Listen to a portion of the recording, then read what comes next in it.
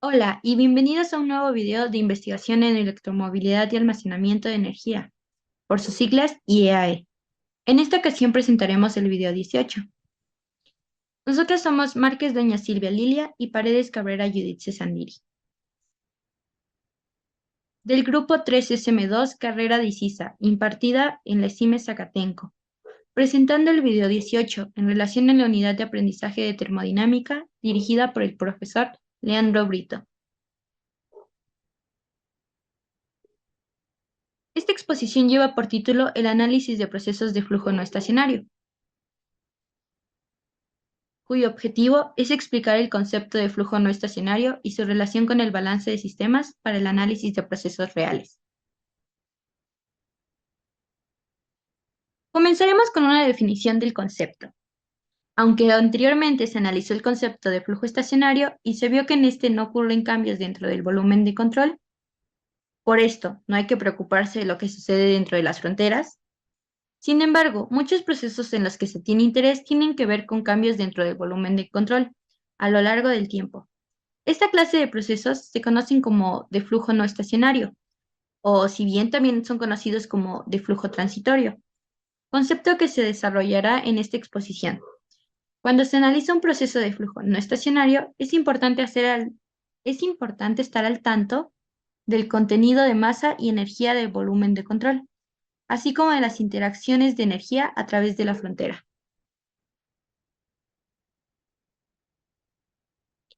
Algunos procesos comunes de flujo no estacionario son, por ejemplo, la carga de recipientes rígidos desde las líneas de suministro, la descarga de un fluido desde un recipiente presurizado, la propulsión de una turbina de gas con aire a presión almacenado en un gran contenedor, el enfriado de neumáticos o globos, e incluso la cocción.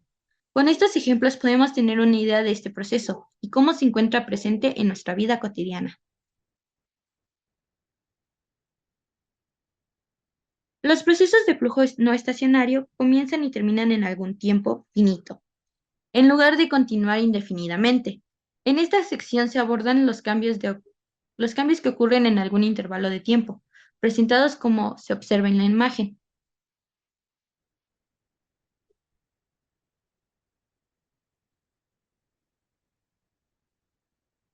Es posible encontrarse con problemas al tratar de identificar el tipo de flujo. Es por ello que haremos una comparativa de flujo no estacionario versus sistema cerrado. En algunos aspectos, un sistema de flujo no estacionario puede llegar a ser similar a un sistema cerrado. Para evitar este tipo de confusiones, que es común, se tomará en cuenta que en algunos aspectos un sistema de flujo no estacionario es similar a un sistema cerrado, excepto porque la masa dentro de las fronteras del sistema no permanecen constantes durante un proceso.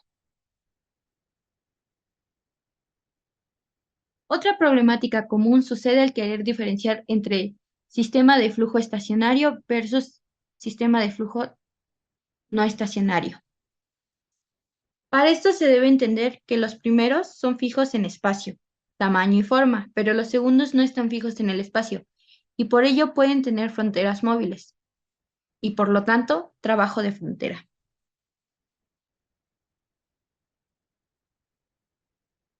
Un concepto que debemos recordar es el de balance de masas, expresado como se muestra aquí. Masa de entrada menos masa de salida es igual al incremento de masa del sistema, cuya unidad está expresada en kilogramos.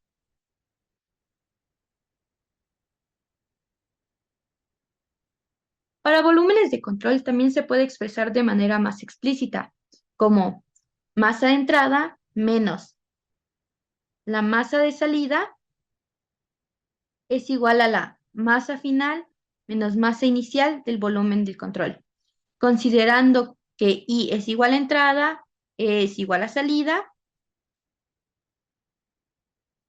1 es el estado inicial y 2 este es el estado final del volumen del control. Con frecuencia, uno o más términos de la ecuación anterior son cero. Por ejemplo, si la masa de entrada es igual a cero, esto se sabe que durante el proceso no entra masa al volumen del control. La masa de salida será cero si no sale masa, y la masa en estado inicial será cero si al inicio se evacúa el volumen de control. Estos datos será importante recordarlos para futuros problemas. El proceso general de flujo no estacionario es comúnmente difícil de analizar, porque las propiedades de la masa en las entradas y salidas pueden cambiar durante un proceso. Sin embargo, la mayor parte de los procesos de flujo no estacionario se pueden representar razonablemente bien mediante procesos de flujo uniforme, en los que se utiliza la siguiente idealización, la cual la podemos leer aquí. El flujo de fluido en cualquier entrada o salida es uniforme y estacionario, por lo tanto, las propiedades del fluido no cambian con el tiempo, con la posición en la sección transversal de una entrada o salida, pero sí cambian, se promedian y se tratan como constantes para todo el proceso.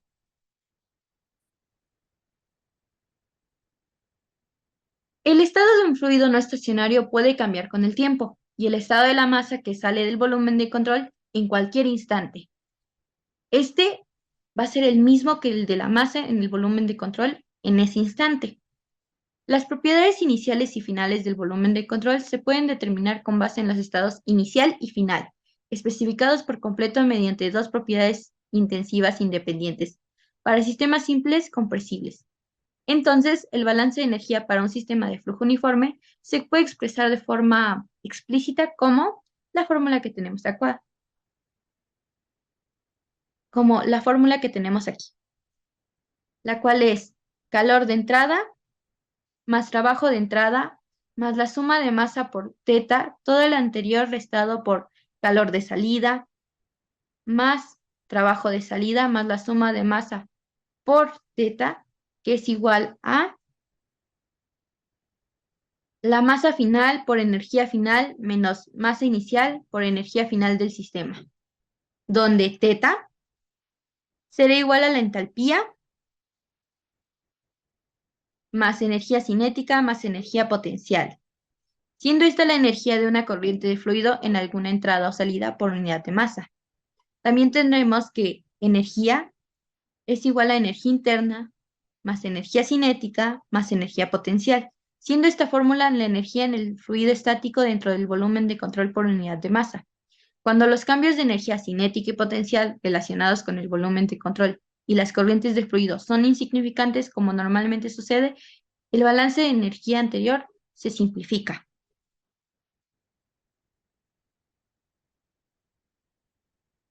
Aunque los procesos de flujo estacionario y flujo uniforme son un poco idealizados, muchos procesos reales se pueden aproximar razonablemente bien mediante uno de estos, con resultados satisfactorios. El grado de satisfacción depende de la precisión deseada y el grado de validez de las suposiciones hechas. Para comprender mejor este tema, procederemos a los ejemplos. Este es un ejemplo, el cual dice, carga de recipiente rígido con vapor de agua. Un recipiente rígido, aislado, que al inicio se vacía, está conectado mediante una válvula a una línea de suministro que lleva vapor de agua a 1 megapascal y 300 grados Celsius. Se abre la válvula y se permite que el vapor fluya de manera lenta al recipiente hasta que la presión alcanza 1 megapascal, punto en el que se cierra la válvula, determina la temperatura final del vapor en el recipiente. Para la solución del problema será importante comprender que se tiene una válvula conectada con un recipiente vacío, ya que su contenido se evacúa a una línea de vapor de agua, y este fluye hasta que la presión interna aumenta.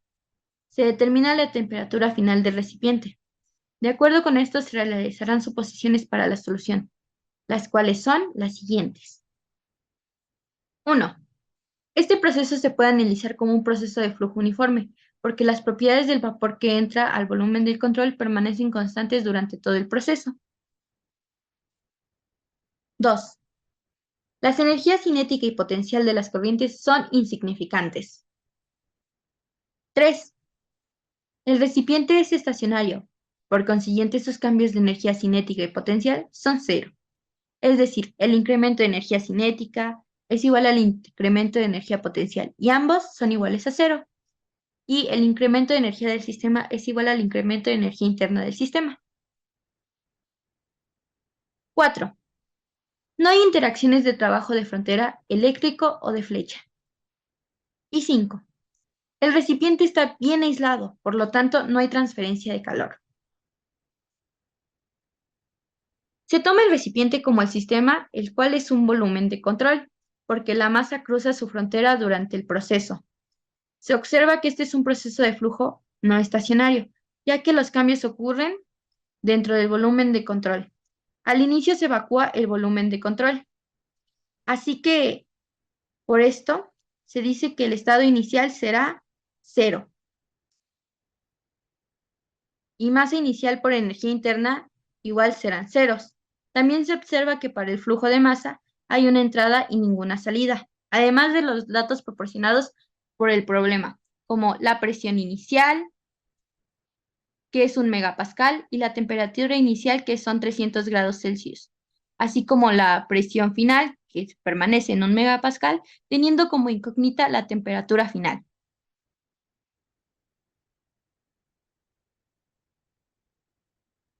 En vista de que las energías En vista que las energías microscópicas de los fluidos en movimiento y estáticos se representan mediante la entalpía y la energía interna, respectivamente, entalpía expresada como H y energía interna expresada como U. Los balances de masa y energía para ese sistema de fluido uniforme se pueden expresar como balance de masa. Masa de entrada menos masa de salida es igual al incremento de masa del sistema.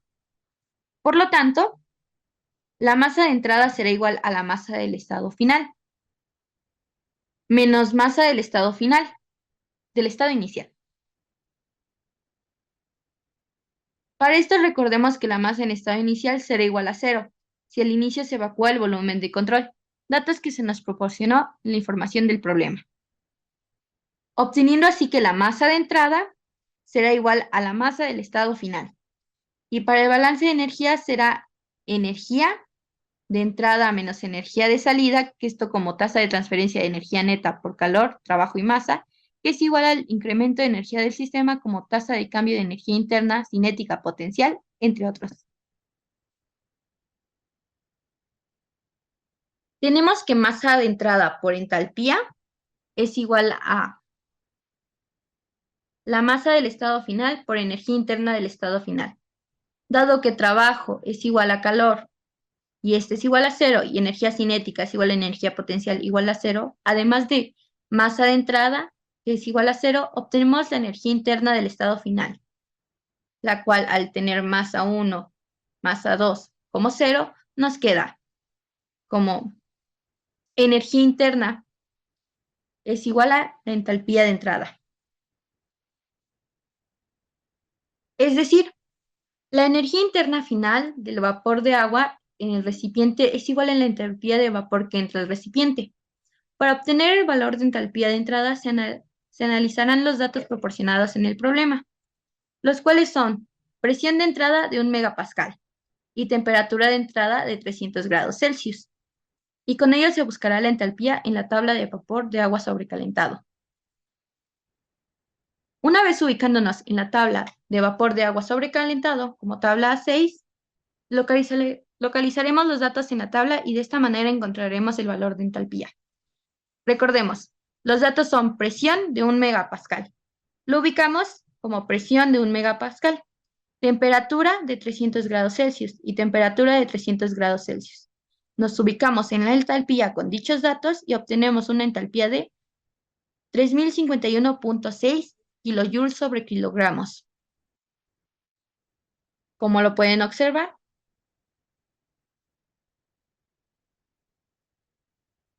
como analizamos la entalpía de entrada es igual a la energía interna del estado final. Como se conocen dos propiedades en el estado final, este se encuentra especificado y su temperatura se determina de la misma tabla. Entonces tenemos los datos de presión final, que es 1 megapascal, y energía interna final, igual a la entalpía anterior, que encontramos que es 3051.6 kilojoules sobre kilogramos. Finalmente buscaremos el valor de temperatura. Para obtener la temperatura, haremos el mismo proceso de búsqueda anterior. Localizamos los datos proporcionados, pero para este caso el valor de energía interna no se encuentra en la tabla. Observemos. Los datos proporcionados era la presión de 1 megapascal, con una temperatura, con un valor de energía interna de 3051.6. Si observamos energía interna, no encontramos ese valor, pero encontramos un valor por arriba y un valor por abajo, que es 2957.9 y 3125.0. Para esto, para encontrar la temperatura, que tenemos como 2957.9 una temperatura de 400 y 3125 una temperatura de 500, habrá que hacer un proceso de interpolación.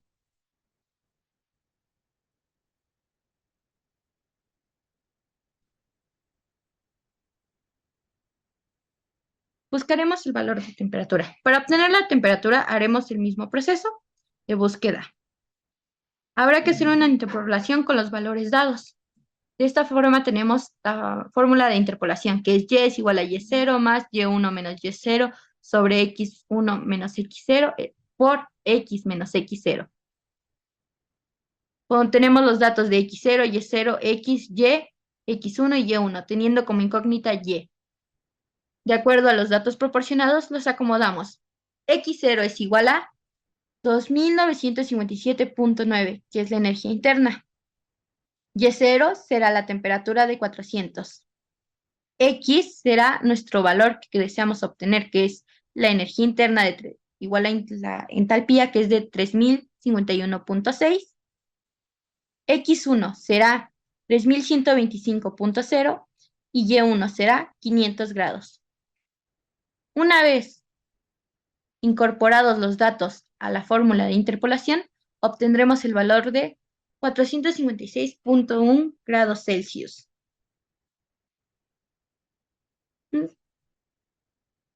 Note que la temperatura del vapor de agua en el recipiente se incrementó en 156.1 grados Celsius, resultado que puede sorprender al principio y del que es posible preguntarse de dónde salió. La energía para aumentar la temperatura del vapor. La respuesta se encuentra en el término de entalpía, el cual es igual a energía interna más presión por volumen. Parte de la energía que representa la entalpía es la energía de flujo, presión por volumen, la cual se convierte en energía interna sensible una vez que deja de existir el flujo en el volumen de control. Esto se muestra como un aumento de temperatura, que fue fácil percibir en este problema. Gracias por su atención.